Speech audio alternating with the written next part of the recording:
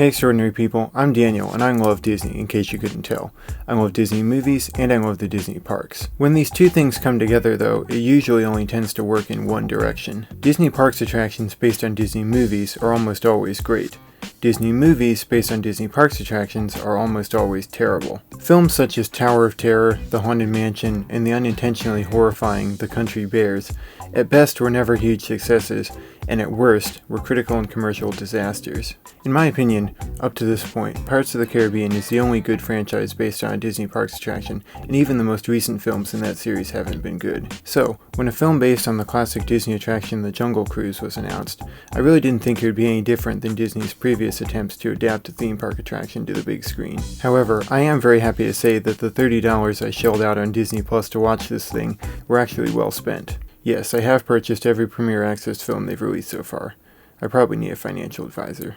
Unlike certain Premier Access films though, Mulan, Jungle Cruise is actually really good. It's a really fun adventure with very likable characters. So the first thing I liked about this film was the casting of the two leads, Emily Blunt and Dwayne "The Rock" Johnson. Having The Rock in this movie may not have been one of the filmmaker's bolder moves, but he still easily becomes the cornerstone of the film. Contrary to what her name might suggest, Emily Blunt's acting is very sharp. There's nothing dull about this character. These two actors have great chemistry. You might even say that they're the solution to the problems Disney has been having with their recent live-action films. Okay, I'll stop. Or will I?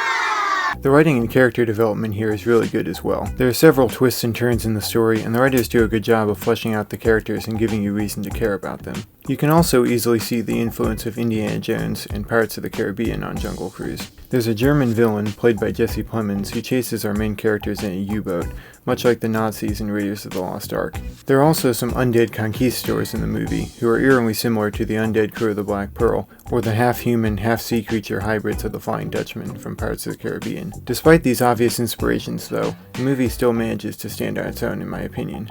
Visually, Jungle Cruise is spectacular, with jaw-dropping aerial shots, really cool transitions, and awesome set pieces. However, some of the CGI really doesn't hold up in my opinion.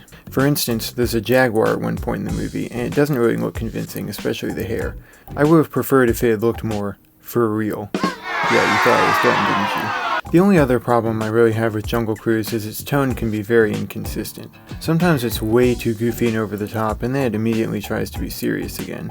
The transitions between these scenes are a little jarring at times. In general, Jungle Cruise was way better than I expected, and I had a lot of fun with it. It's definitely better than most recent live-action Disney movies, and I'm really glad to see Disney trying something relatively new instead of yet another remake, reboot, or sequel. It's not perfect, but in my opinion, if you're a fan of Disney, adventure films, or just family-oriented films in general, then Jungle Cruise is absolutely worth seeing. Alright, I hope you enjoyed this video. If you did, be sure and leave me a like, subscribe, and remember, you're extraordinary.